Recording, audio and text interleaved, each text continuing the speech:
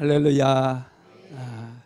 오늘 또 하나님께서 은혜 주시고 축복 주시려고 우리 한 사람 한 사람 불러주셨습니다. 우리 옆 사람하고 한번 인사합시다. 예수로 충만합시다. 예수로 충만합시다. 오늘 말씀은 충만 시리즈 마지막 편입니다. 은혜 안에서 자라가라, 이런 말씀인데요. 하나님의 은혜는, 하나님께서는 은혜로 사람을 키우십니다.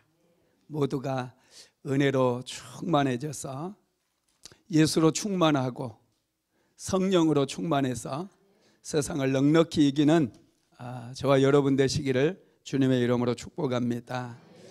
베드로는 누구보다도 은혜를 많이 받은 사람입니다.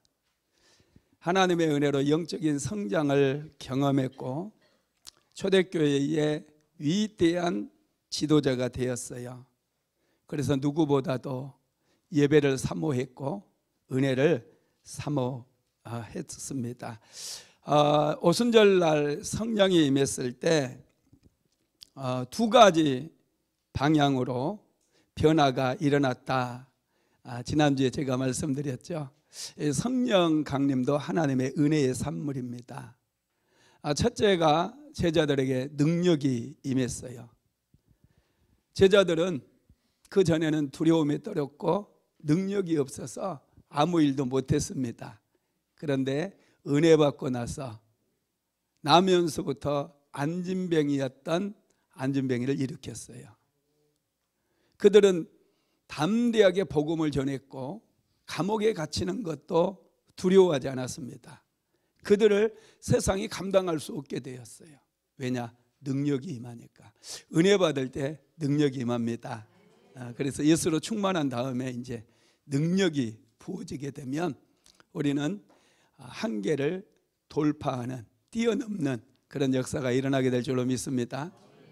두 번째로 신성한 성품에 참여하게 되었다. 이 성품의 변화가 일어났다고 지난주에 말씀을 드렸어요.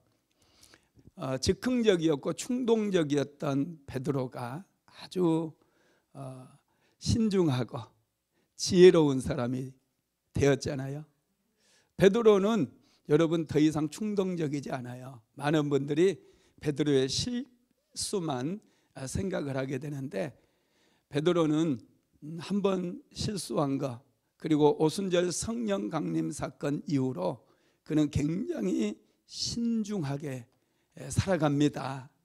그의 성품이 완전히 변화되었고 정말 마음이 따뜻했어요. 그래서 마가 요한을 길러내게 되었죠.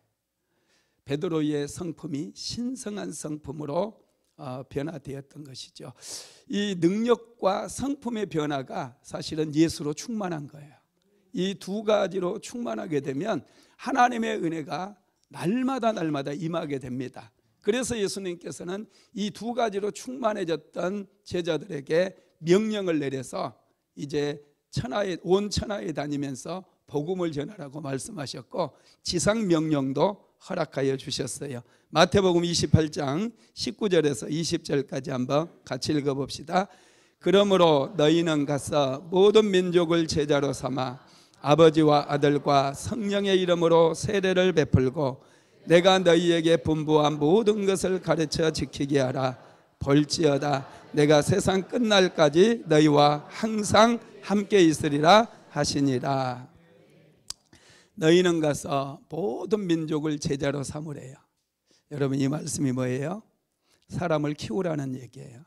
은혜 받아서 예수로 충만함을 받았으니까 이제 더 은혜 받고 사람을 키우는 일을 해라, 이런 말씀하고 있어요. 여러분 우리는 사람을 키워야 돼요.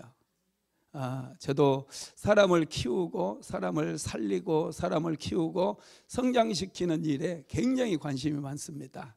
그래서 그곳에 나의 모든 인생을 걸었고 나의 모든 하나님께서 주시는 축복들을 그곳에 쏟아붓고 있어요. 학교에 장학금을 계속해서 기부하는 이유도 인재를 키우기 위해서, 사람을 키우기 위해서예요. 계속해서 하나님의 말씀을 준비하고 교회를 세우는 일에 많은 물질을 기부를 하고 헌금을 하고 투입하는 이유가 사람을 살리는 일을 하기 위해서인 것이죠. 하나님께서는 정말 사람을 살리고 사람을 키우는 일을 굉장히 기뻐하십니다. 그래서 제자들에게 은혜도 주셨고 능력도 주셨고 그들이 신성한 성품에 참여할 수 있도록 그렇게 만들어 주셨다라는 것입니다. 초대교회 성령 받은 제자들은 이렇게 세상이 감당할 수 없게 되었어요. 그들에게 능력이 부어지고 그들이 신성한 성품을 갖게 되자 세상은 그들을 더 이상 감당할 수가 없었어요. 더 이상 두려워하지 않아요. 감옥에 가두어도 그곳에서 하나님을 예배하고 그곳에서 복음을 전하게 됩니다. 하나님께서는 천사를 보내가지고 제자들을 감옥에서 이끌어내시기도 하고 더 이상 세상은 그들을 감당할 수가 없게 된 것이죠. 저와 여러분도 하나님의 은혜로 충만하면 세상에 이끌려가는 존재들이 아니라 세상을 다스리고 세상을 축복하면서 능력 있는 그런 인생을 살아가게 될 줄로 믿습니다. 이 은혜를 경험했던 베드로는 이제 정말 그 은혜가 얼마나 소중한지를 알게 됩니다. 그래서 초대교회의 성도들에게 몇 가지를 권면을 해요. 베드로가 초대교회 성도들에게 마지막 그가 기록한 베드로 후서의 마지막 절에서 권면한 그 권면의 내용을 우리가 좀 살펴볼 텐데, 베드로가 초대교회 성도들에게 마지막으로 권면했던 게 무엇일까? 첫째는 예수님의 은혜 안에서 성장하라는 말씀입니다. 오늘 본문 한번 같이 읽어볼까요? 베드로 후서 3장 18절입니다. 오직 우리 주 곧 구주 예수 그리스도의 은혜와 그를 아는 지식에서 자라가라. 영광이 이제와 영원한 날까지 그에게 있을지어다. 오직 그리스도의 은혜 가운데서 자라가라는 거예요. 여러분, 우리는 지속적으로 자라가야 됩니다. 어린아이가 성장이 멈춰버리면 장애인이 되는 거예요. 예수 믿는 사람이 영적인 성장을 멈춰버리면 영적인 장애를 갖게 되어져요. 우리는 영적인 성장을 위해서 끊임없이 은혜의 자리로 나오면 됩니다. 할렐루야. 은혜가 있는 곳에 성장이 있고 자람이 있고 꽃이 피고 열매가 맺는 거예요. 지난주 금요일 성령 예배 때 제가 말씀드렸어요. 산책을 하다 보니까 철쭉꽃이 정말 아름답게 피어 있는 거예요. 그런데 꽃이 피지 않는 철쭉이 있더라고요. 꽃이 피어 있지 않아요. 두 종류가 꽃이 피지 않았는데, 첫 번째로 그늘이 진 곳에 철쭉은 꽃이 피지 않았어요. 햇볕이 차단되고 그늘이 늘 그를 가려버리다 보니, 어두운 데 있다 보니 나무는 살아있으되 꽃이 피지를 않아요. 두 번째는 나무가 죽어 있어요. 겨울을 지나면서 힘들었는지 죽어버린 나무도 있더라고요. 그런데 그곳에는 꽃이 피지 않았다라는 거예요. 철쭉은 꽃을 피기 위해서 노력하지 않아요. 햇볕을 잘 받아들이기만 하면 돼요. 그러면 저절로 봄이 될 때 꽃이 피는 거예요. 저와 여러분의 인생도 내가 자라야 되겠다, 영적인 성장을 이루어야 되겠다, 막 발버둥 치지 않아도 돼요. 은혜가 있는 자리, 은혜가 충만한 곳에 와서 은혜 받으면, 받기만 하면 꽃이 피고 열매가 맺는 그런 인생으로 변화가 이루어진다는 거예요. 여러분, 신앙은 받음이에요. 받아야 돼요. 받아야 성장하고, 성장이 될 때 결실을 거둘 수가 있는 거예요. 성장하지 않고 어린 여러분 식물들은 절대로 열매 맺는 법이 없어요. 일단은 열매 맺는 그 수준까지 성장이 이루어져야 되고, 그 다음에 꽃이 피고 그 다음에 열매가 맺는 거예요. 그래서 오늘 사도 베드로는 너희가 은혜 가운데서 자라가라, 계속해서 자라가야 된다라고 우리에게 권면을 하고 있어요. 이 자라가라라고 하는 말씀의 단어의 헬라어가 아욱사노라고 하는 헬라어인데요, 성장하다, 자라다, 커지다, 내적으로 성장하다, 이런 뜻이 있어요. 베드로 사도는 예수님을 만나고 또 오순절 성령 강림을 경험하면서 계속해서 성장했어요. 능력이 부어졌고 신성한 성품에 그들이 이르렀어도 지속적인 성장을 이루었어요. 그 결과로 예수로 충만해졌고 사람을 살리는 일을 할 수가 있게 됩니다. 다른 사람을 키우는 그런 삶을 살아갈 수가 있었다는 거예요. 그래서 초대교회 성도들에게 자신이 마지막으로 썼던 유서와 같은 그런 말씀 속에서 끊임없이 은혜 아래서 자라가라고 말씀을 하고 있습니다. 여러분, 우리는 끊임없이 자라가야 돼요. 우리가 성장할 때 가장 중요한 것은 하나님의 은혜입니다. 다른 거 없어요. 하나님의 은혜를 받게 되면 우리는 성장하게 되죠. 그러면 은혜란 무엇일까요? 은혜는 값없이 거저주는 하나님의 선물입니다. 은혜라고 하는 영어 단어가 그레이스예요. 헬라어로는 카리스입니다. 뜻은 받을 자격이 없는 죄인에게 하나님께서 값없이 베푸시는 호의, 선물, 이런 뜻이 있습니다. 에베소서 1장 6절 한번 읽어봅시다. 이는 그가 사랑하시는 자 안에서 우리에게 거저 주시는 바 그의 은혜의 영광을 찬송하게 하려는 것이라. 하나님께서 예수를 믿는 우리에게 값없이 거저 주시는 은혜가 있어요. 노력으로 받는 게 아닙니다. 우리가 받은 구원, 우리가 받은 축복, 하나님의 은혜인 것을 믿으시기 바랍니다. 하나님께서는 너무 소중한 것, 도저히 값을 매길 수 없는 것들은 은혜로, 선물로 우리에게 그냥 주셔요. 우리가 살아가는 데 있어서 정말 여러분 없어서는 안 될 필수적인 세 가지가 있잖아요. 첫 번째가 공기예요. 공기 없으면 다 죽어요. 하나님께서 공기는 너무 소중한 것이기 때문에 모든 사람에게 공짜로 주셨어요. 그리고 두 번째가 햇볕입니다. 지구상에 있는 에너지의 99% 이상은 햇볕을 통해서 만들어지고 햇볕을 통해서 얻어지는 것들이에요. 햇볕이 없으면 아무것도 살 수가 없습니다. 그래서 공짜로 주셨어요. 신기하지 않습니까? 공짜로 주셨어요. 값없이 주신 겁니다. 세 번째로는 물이에요. 우리가 살아가는 데 있어서 정말 중요한 게 물인데, 여러분 우리가 수도세를 내지만은 이 수도요금은요, 팔당댐에서 이 수돗물을 여러분의 가정으로 끌어오는 그 시설을 만든 그거에 대한 대가지 물값이 아닙니다. 그냥 물은 하나님께서 공짜로 값없이 주시는 거예요. 이것처럼 우리의 구원이 너무나 소중해요. 구원받지 못하면 우리는 다 저주를 받게 되고 영원히 꺼지지 않는 지옥불에 들어가야 돼요.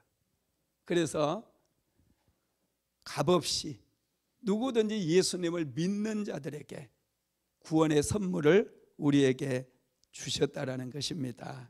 그래서 여러분, 선물은 우리의 노력이 아니라 거저 주시는 거예요. 하나님께서 은혜로 거저 주시는 겁니다. 이 은혜를 충만하게 받아 누리게 되기를 주님의 이름으로 축복합니다. 그래서 구원은요, 내가 어떻게 살았느냐 이거 별로 중요하잖아요. 여러분 어떻게 살고 있습니까? 그거 별로 중요하지 않습니다. 그렇다고 해서 막 살라는 얘기 아닙니다. 예수님께서, 하나님의 아들이신 예수님께서 어떻게 살았느냐가 중요해요. 하나님의 아들이신 예수 그리스도께서 십자가 위에서 우리의 모든 죄를 다 청산하시고 사망 권세 깨뜨리시고 사흘 만에 부활하셨던 이 사건이 너무나 소중한 사건인 거예요. 우리는 그 보혈의 공로를 의지하고 예수님을 믿으면 선물로 구원을 받게 됩니다. 삶의 은혜도 그렇고 축복도 그래요. 우리는 잘 받아야 돼요. 은혜도 받으시고 구원도 받으시고 축복도 받으시기 바랍니다. 잘 받는 사람이 잘 나누어 줄 수 있어요. 은혜 많이 받으십시오. 잘 받으십시오. 받아가지고 나누시게 되기를 바랍니다. 두 번째로 우리는 하나님의 은혜를 깨달은 날부터 성장하기 시작해요. 자, 골로새서 1장 6절 한번 읽어봅시다. 이 복음이 이미 너희에게 이르매 너희가 듣고 참으로 하나님의 은혜를 깨달은 날부터 너희 중에서와 같이 또한 온 천하에서도 열매를 맺어가는 자라는 도다. 아멘. 하나님의 은혜는 이미 우리에게 부어졌어요. 이 은혜를 깨달을 때 우리가 영적으로 성장할 수 있어요. 그래서 깨닫는 게 정말 중요합니다. 깨달음이 없는 사람은요, 항상 불평이 많아요. 자꾸 다른 사람과 비교하게 되고 원망하고 또 다른 사람을 은근히 시기하고 드러내지는 않지만 그렇게 인생을 산다는 거예요. 그런데 여러분, 깨달음이 깊은 사람은 하나님께 늘 감사해요. 내가 살아있음도 하나님의 은혜구나. 오늘 아침에 눈을 뜨게 된 거 하나님의 은혜입니다. 눈 못 뜨면 어떻게 돼요? 오늘 아침에 눈을 안 뜬 사람들은 간 거예요. 할렐루야. 눈을 뜨게 된 거, 여러분, 이게 얼마나 깊은 하나님의 은혜인지 몰라요. 오늘 아침에 눈을 안 뜬 사람 있을까요, 없을까요? 있어요. 할렐루야. 눈을 뜨게 된 거 하나님의 은혜고, 또 오늘 예배 자리에 나오게 된 거, 이거 얼마나 큰 은혜인지 모릅니다. 이런 은혜를 깨달을 때 내가 영적인 성장을 이룰 수가 있고요, 은혜를 깨달은 사람이 항상 하나님께 감사하고 하나님을 찬양하고 기쁨 속에서 살아갈 수가 있게 됩니다. 세 번째로 하나님의 은혜를 깨닫게 될 때 그 혜택을 누리게 돼요. 은혜가 무엇인지 아는 사람에게 은혜를 통해서 좋은 것들이 부어진다는 거예요. 여러분, 은혜는 혜택이 있어요. 우리 순복음 안디옥교에 오면은 은혜를 받습니다. 할렐루야. 좋은 말씀이 있고 정말 깊이 있는 기도가 있고 또 마음껏 찬양할 수 있는 찬양이 있어요. 순복음 안디옥교에 오는 사람들에게 주어지는 그런 혜택인 줄로 믿습니다. 또 기도 학교도 있어요. 금요 성령 집회를 통해서 강력한 성령의 그 은사들을 우리가 체험할 수가 있죠. 이런 것들이 혜택입니다. 우리가 예수 믿을 때 혜택이 있습니다. 제사함을 받게 되고요, 영원히 구원받게 되고요, 모든 저주에서 해방되고요, 하나님께서 부어주시는 축복도 받게 되고요, 마귀의 권세로부터 자유함을 얻게 되고요, 예수 믿음으로 우리는 승리하고 축복받는 인생을 살아가게 되는 것이죠. 여러분, 이게 예수 믿을 때 주어지는 혜택이고요, 또 더 중요한 게 있어요.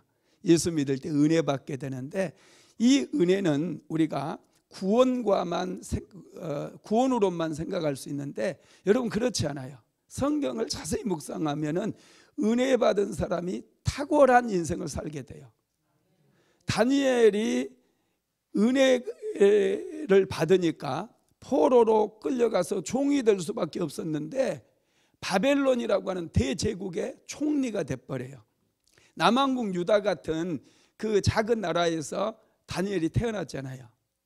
그 작은 나라가 여러분 120개가 모였던 나라가 이 바벨론이라고 하는 나라예요. 120개의 나라를 점령해 가지고 대제국을 건설했습니다. 바벨론의 느부갓네살왕이. 그런데 그 나라의 총리가 되잖아요. 나중에 이 페르시아라고 하는 나라는 더 크잖아요. 그런데 그 페르시아의 총리가 또 됩니다. 다니엘이 이렇게 탁월한 인생을 살 수 있었던 것은 하나님의 은혜를 받음으로 그에게 능력이 나타났기 때문에 그래요. 꿈을 해석하는 능력이 임했고 또 그에게 지혜가 임했어요. 왕에게 무언가를 조언해 주게 될 때 왕은 감탄을 하고 탐복을 하게 됩니다. 왜냐? 다니엘은 바벨론의 모든 사람들보다 더 탁월했고 더 뛰어난 지혜가 있었기 때문이라는 거예요. 이런 것들이 여러분 혜택인 거예요. 하나님께 은혜 받을 때 여러분들의 남편이 탁월해지기 시작해요. 여러분들의 자녀들이 뛰어넘어요. 한계를 뛰어넘어요. 우리는 뭔가 한계에 부딪혀 가지고 뛰어넘지 못할 때 굉장히 낙심이 찾아오고 때로는 절망하잖아요. 왜 나는 안 되는가? 왜 나에게는 여기에 막혀가지고 안 되는가? 이것 때문에 굉장히 고통스러워하는데 하나님의 은혜가 부어지면 능력이 나타나기 때문에 그 한계를 뛰어넘어 버린다는 거예요. 이런 역사가 일어나게 되기를 주님의 이름으로 축복합니다. 2023년도에 한계를 다 뛰어넘기를 예수님의 이름으로 축복합니다. 이걸 깨달아야 돼요. 이 깨닫는 게 굉장히 중요해요. 다윗은 이것을 깨달았어요. 그는 목동으로 태어나가지고 목동으로 인생을 끝날 수밖에 없었어요. 그에게는 한계가 지워져 있었어요. 목동의 아들이 무엇을 한단 말입니까? 그런데 이 한계를 뛰어넘어서 위대한, 이스라엘에서 가장 위대한 왕이 되었잖아요. 이것을 그가 깨닫고 나서 지은 시가 있는데 그게 시편 103편 2절에서 5절 말씀입니다. 한번 같이 읽어봅시다. 내 영혼아 여호와를 송축하며 그의 모든 은택을 잊지 말지어다. 그가 내 모든 죄악을 사하시며 내 모든 병을 고치시며 내 생명을 파멸해서 성량하시고 인자와 긍휼로 간을 씌우시며 좋은 것으로 내 소원을 만족하게 하사 내 청춘을 독수리같이 새롭게 하시는도다. 할렐루야. 여러분, 다윗이 하나님의 은혜를 깨달은 거예요. 깊이 깨달은 거예요. 그래서 자기가 하나님의 은혜를 생각하다 보니 가만히 앉아 있을 수가 없는 거예요. 그래서 그가 시를 지어서 하나님을 찬송하는데 내 영혼아 여호와를 성축하라. 내 영혼아 그의 모든 은택을 잊지 말지어다. 그러면서 그가 내 모든 죄악에서 사하셨다는 거예요. 죄악을 사해 주시고 모든 병을 고쳐 주시고 파멸에서 건져 주셔서 새 생명을 주시고 인자와 긍휼로 간을 씌워 주셨다라는 거예요. 여러분, 그것뿐만 아니라 좋은 것으로 가득 채워 주시고 소원을 이루어 주시고 낙심하고 좌절할 수밖에 없는 인생을 독수리같이 새롭게 만들어 주셔서 하늘을 박차고 날아오를 수 있도록, 하늘로 날아오를 수 있도록 만들어 주셨다라는 거예요. 다윗이 하나님의 은혜를 깨달으니까 이렇게 찬송을 하면서 하나님께 감사했다는 것이죠. 여러분, 감사하게 되면요 우리 안에 기쁨이 넘쳐요. 신기하게 감사와 기쁨은 함께 갑니다. 원망하면 굉장히 우울해져요. 슬퍼져요. 그런데 신기하게 감사하게 되면 기쁨이 넘치게 돼요. 할렐루야. 하나님의 은혜를 많이 깨닫고 감사하시기 바랍니다. 감사하면 충만해집니다. 예수로 충만해져 가지고 몸의 염증이 다 사라집니다.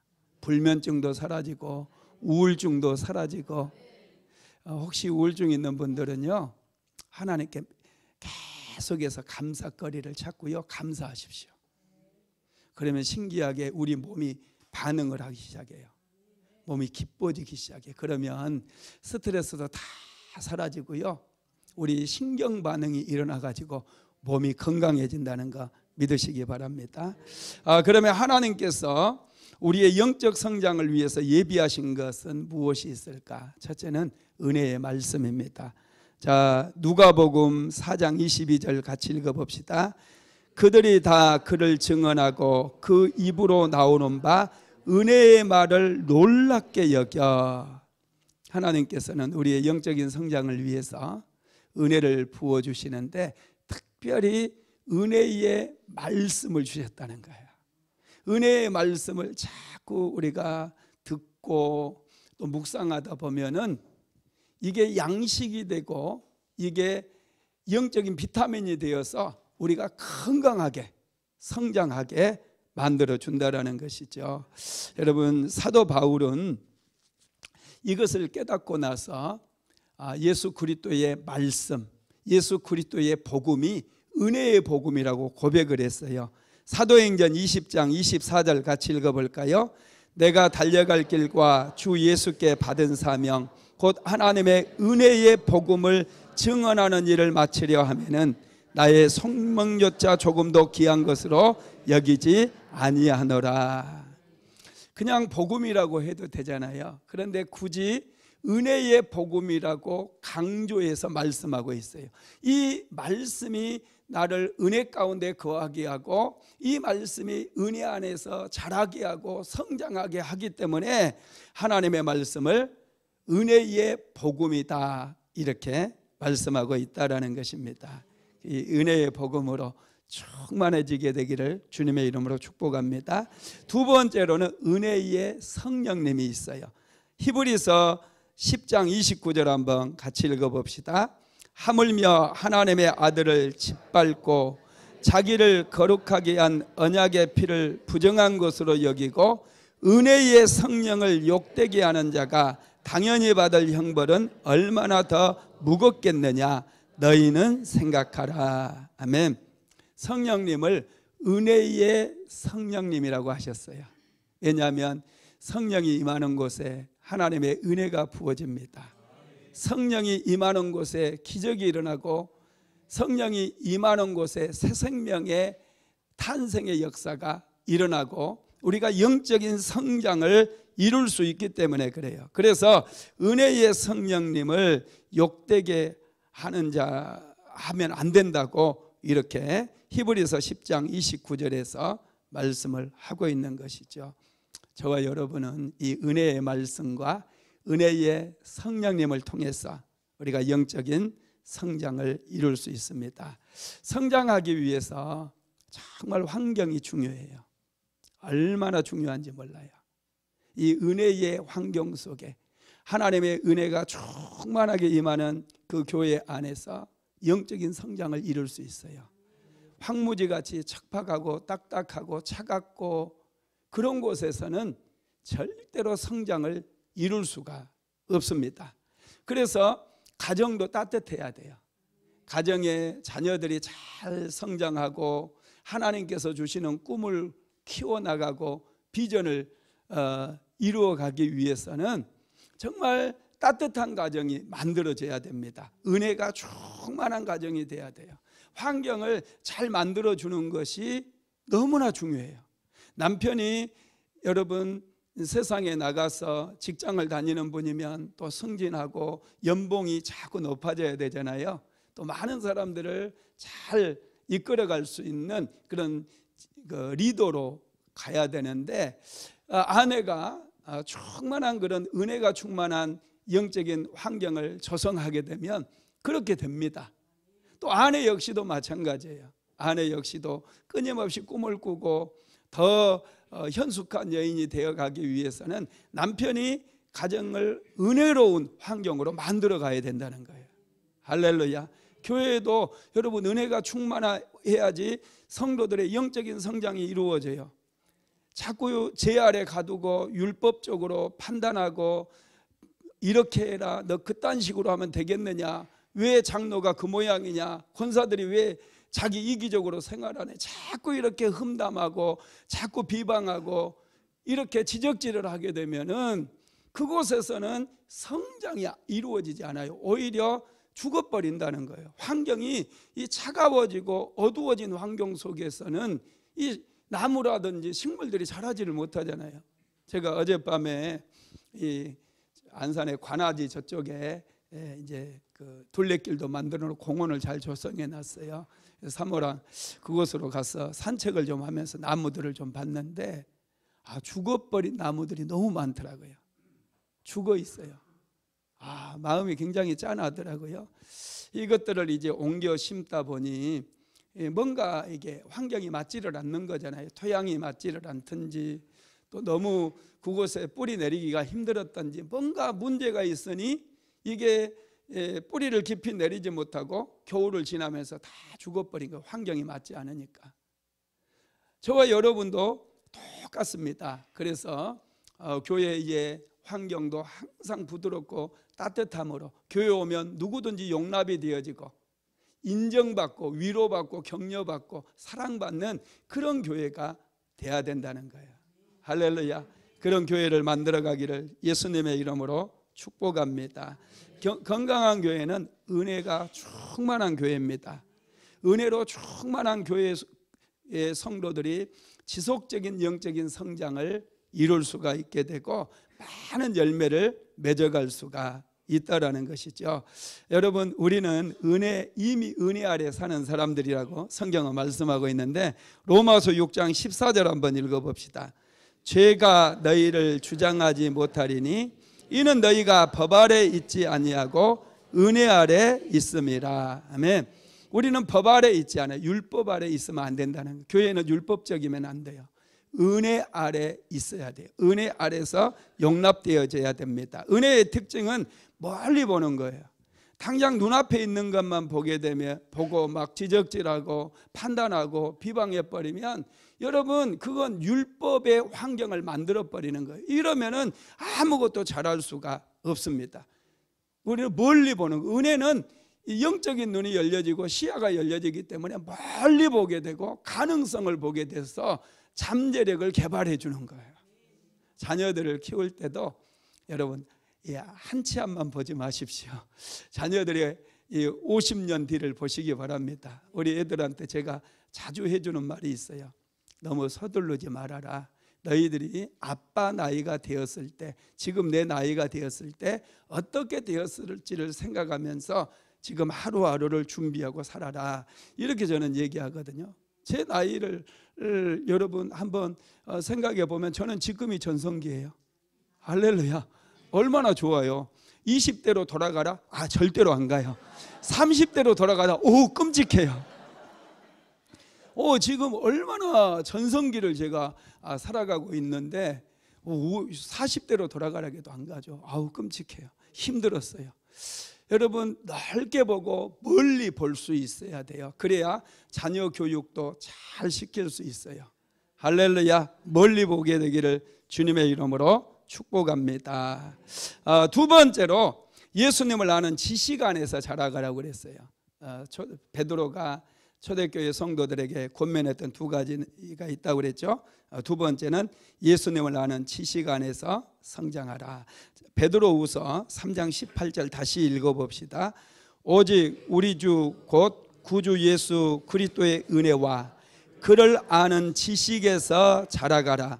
영광이 이제와 영원한 날까지 그에게 있을지어다. 아멘. 예수님을 아는 지식 안에서 자라가라, 이렇게 말씀하고 있어요. 우리가 영적인 성장을 이루기 위해서 예수님을 알아가야 된다는 거예요.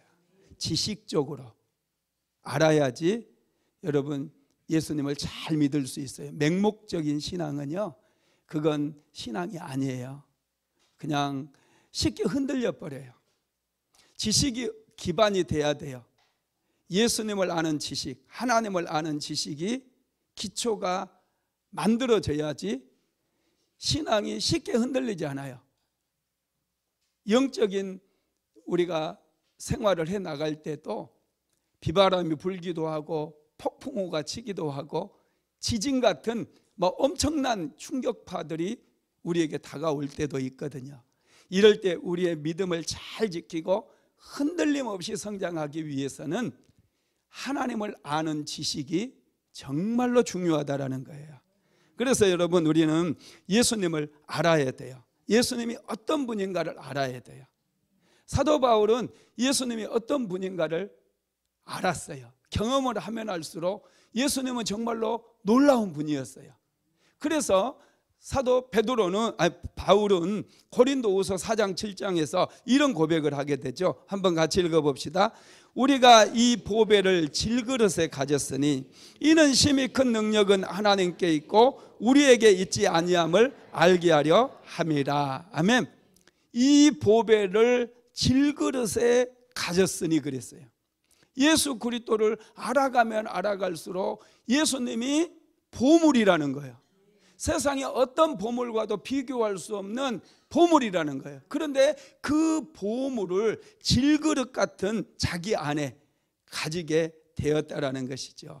이게 참 놀라워요. 그래서 예수님을 우리는 깊이 알아야 되고요. 예수님을 알아가면 알아갈수록 예수님께서 주시는 놀라운 은혜를 누리게 되는데, 예수님 안에 무엇이 있느냐? 첫째, 은혜와 진리가 충만합니다. 요한복음 1장 14절 읽어봅시다. 말씀이 육신이 되어 우리 가운데 거하심에 우리가 그의 영광을 보니 아버지의 독생자의 영광이요 은혜와 진리가 충만하더라. 예수님께 나오면 은혜와 진리를 얻게 돼요. 왜냐? 은혜와 진리는 예수님께 충만합니다. 이 은혜와 진리로 우리가 영적으로 성장할 수 있어요. 두 번째로 지혜와 지식의 모든 보화가 충만하라고 그랬는데 골로새서 2장 3절 같이 읽어봅시다. 그 안에는 지혜와 지식의 모든 보화가 감추어져 있느니라. 예수님 안에 지혜와 지식의 모든 보화가 감추어져 있대요. 세상을 살아갈 때 필요한 게 지혜도 필요하고 지식도 필요하잖아요. 필요하면 하나님께 나와야 돼요. 은혜 받으면 지혜로워져요. 신기하게 은혜 받은 사람들이요 탁월해집니다. 요셉도 종으로 팔려갔지만 은혜를 받으니까 정말로 탁월해져 가지고 30살의 나이에 애굽의 국무총리가 되잖아요. 애굽에 기라성 같은 인재들이 많았어요. 인재 풀이 굉장히 넓었어요. 체계적으로 그들은 교육을 시켰어요. 우리나라도 유치원부터 아주 정부에서 엄청나게 많은 예산을 투입해 가지고 대학원까지 또 박사과정까지 이런 인재를 만들어내기 위해서 이 교육 프로그램을 만들었잖아요. 우리나라 여러분 그 방위비보다 많이 들어가는 게 그 복지고요. 복지 다음에 방위비고 그 다음에 세 번째로 많이 들어가는 게 교육비예요.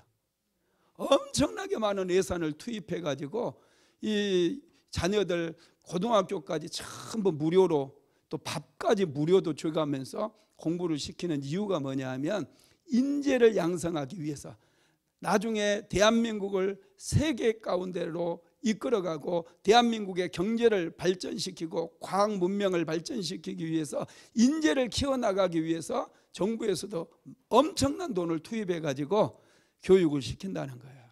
그래서 원래 여러분 잘 되는 나라일수록 교육비를 많이 투입을 합니다. 우리 대한민국도 그런데 애굽도 여러분 엄청나게 넓은 이런 교육풀이 있었어요. 많은 재정을 교육시키는데 인재를 양성하는 데 투입했는데 교육을 받아본 적이 없는 요셉, 그런 요셉이 애굽의 모든 인재들을 제치고 포로로 끌려갔었음에도 불구하고 국무총리가 되어버리잖아요. 여러분 그 비결이 은혜 받음의 비결이라는 거예요. 야, 은혜 받으니까 교육도 필요가 없어요.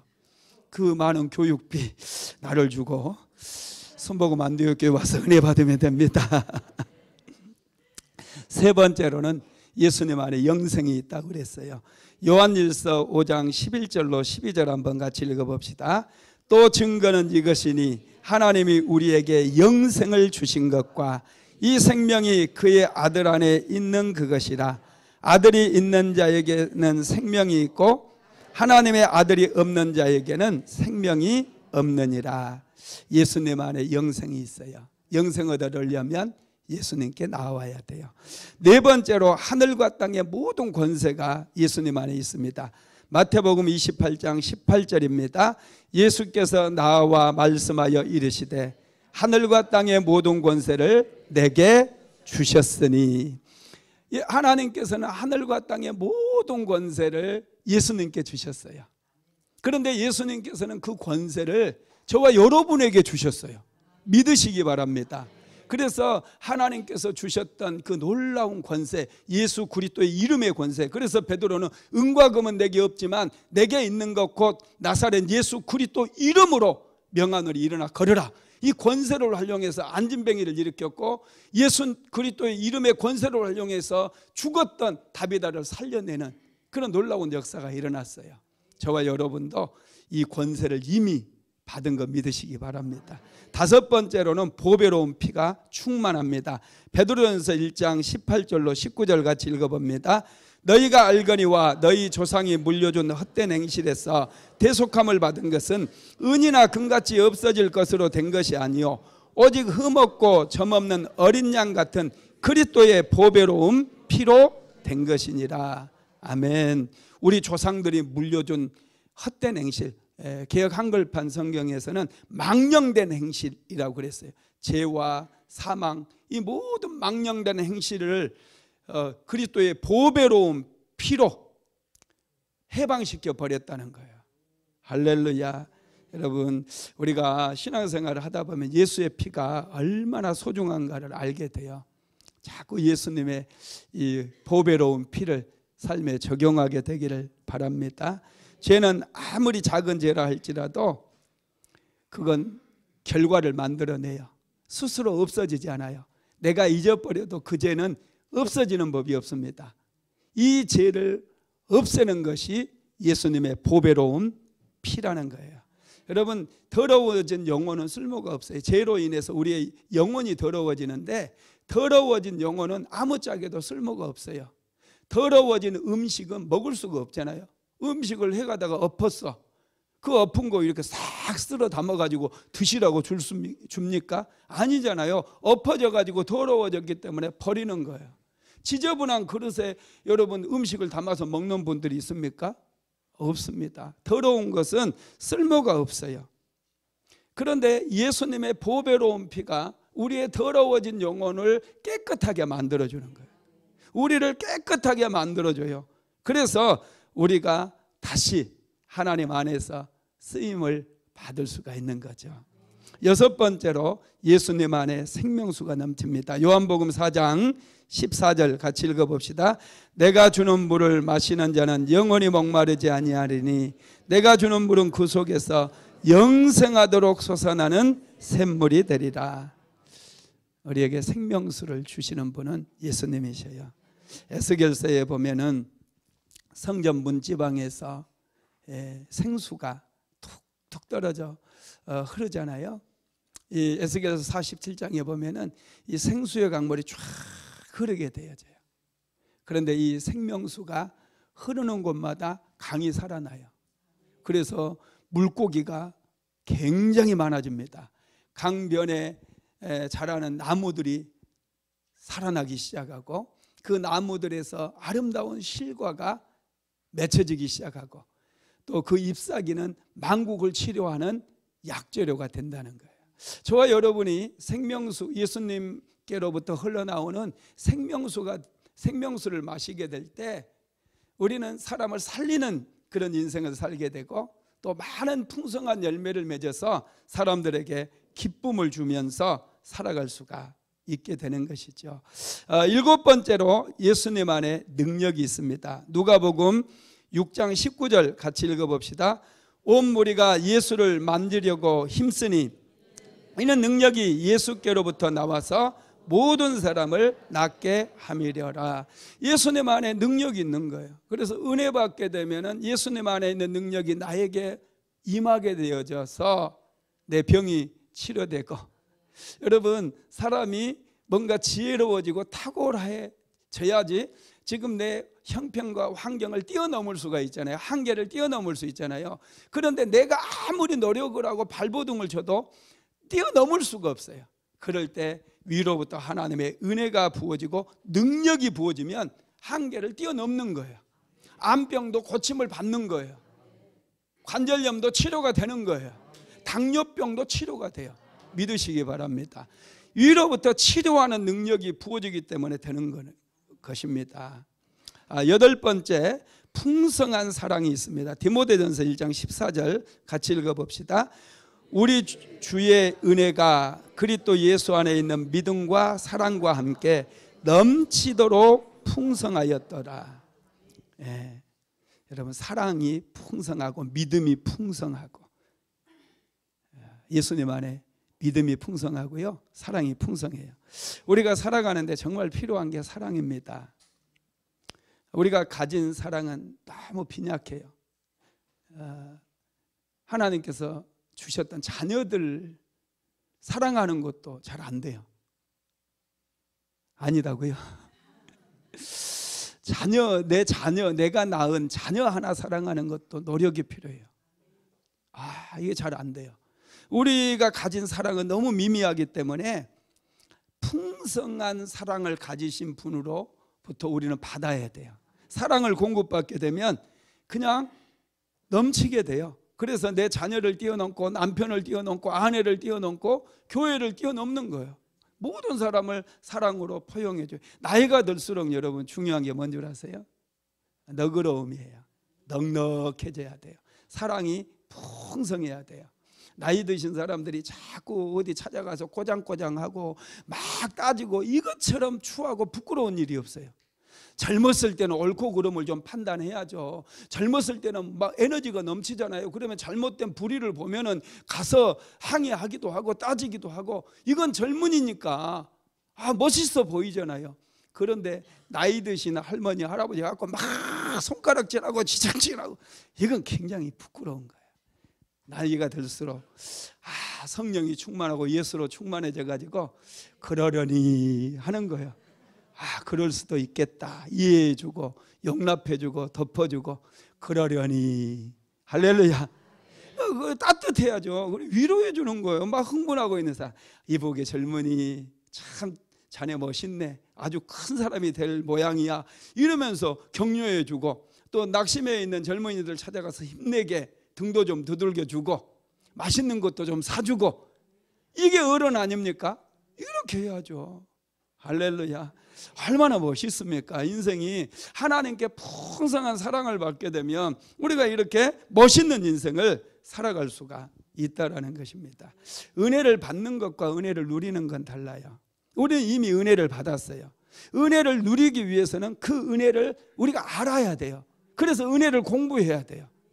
금요 성령 집회에 나와서 하나님의 은혜가 무엇인지 하나하나 공부해야 된다는 거예요. 그래야 은혜를 다 누릴 수 있어요. 요즘 휴대전화가 얼마나 좋아요. 휴대전화, 그 기능들을 기록해 놓은, 설명해 놓은 설명서가 책 한 권이에요. 책 한 권.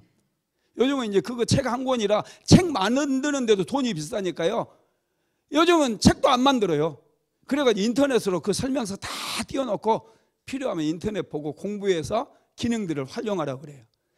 그래서 휴대폰 가격이 얼마나 비싸요. 여러분 그냥 가서 공짜로 얻는 것 같지만 여러분들이 매월 내는 그 요금 안에 여러분들의 기기값이 다 들어있어요. 어떤 휴대폰은 200만 원이 넘어요. 그런데 200만 원이 넘는 휴대폰 사가지고 전화만 하더라고요. 그런 전화기로만 쓰려면 싼 거 사세요. 말로 비싼 거 사는지 모르겠어요. 저는 기능을 잘 몰라가지고 많이 사용 안 하니까 싼 거 사요. 그냥 거기서 주는 거 삽니다. 그래도 그 기능들을 다 내가 아는 한도에서는 많이 사용하려고 그래요. 요즘 이제 돈 계좌이체 하려고 농업 가는 사람은 좀 촌스럽다고 그러더라고요. 나이가 든 분들도요, 휴대폰 딱 꺼내가지고 계좌이체 바로 빡 해버려요. 자녀들에게 선물 보낼 때도 휴대폰 하나면 다 끝나더라고요. 여러분, 이렇게 많은 기능들이 있는데 아는 사람만 그 기능을 활용할 수 있는 거예요. 휴대폰을 싸게 사는 사람도 기능을 많이 알면 200만 원어치 300만 원어치 이렇게 쓸 수가 있다는 거예요. 하나님의 은혜도 똑같아요. 모든 사람에게 은혜가 부어졌는데 이 은혜를 예배드리는 데만 사용하면 안 돼요. 이 은혜를 우리가 잘 활용해서, 은혜를 알아서, 이 은혜를 받아서 내 삶의 영적인 성장을 또 이루는데, 그리고 자녀들을 위해서 기도하는데, 남편을 위해서 기도하고 아내를 위해서 기도하고 내 삶을 한계를 뛰어넘는데, 이런데 계속해서 사용하라는 거예요. 할렐루야. 말씀을 마무리하겠습니다. 우리가 성장하는 삶을 살아가게 될 때 하나님께서 영광을 받으시고 하나님께서 굉장히 기뻐하십니다. 하나님은 우리에게 은혜를 주시기 원해요. 우리가 정말 은혜 받기를 원합니다. 그래서 너희 목마른 자들아 물로 나오라, 돈 없이 값 없이 와서 포도주와 젖을 사라, 이렇게 예수님께서 우리를 부르시는 거예요. 너희 목마른 자들아 물로 나오래요. 은혜 가운데로 나오라는 거예요. 나와서 좀 제발 좀 은혜도 받고 은혜 받아서 좀 누리면서 살라고 말씀하는 거예요. 사도 바울은 이렇게 고백합니다. 고린도전서 15장 10절 같이 읽어봅시다.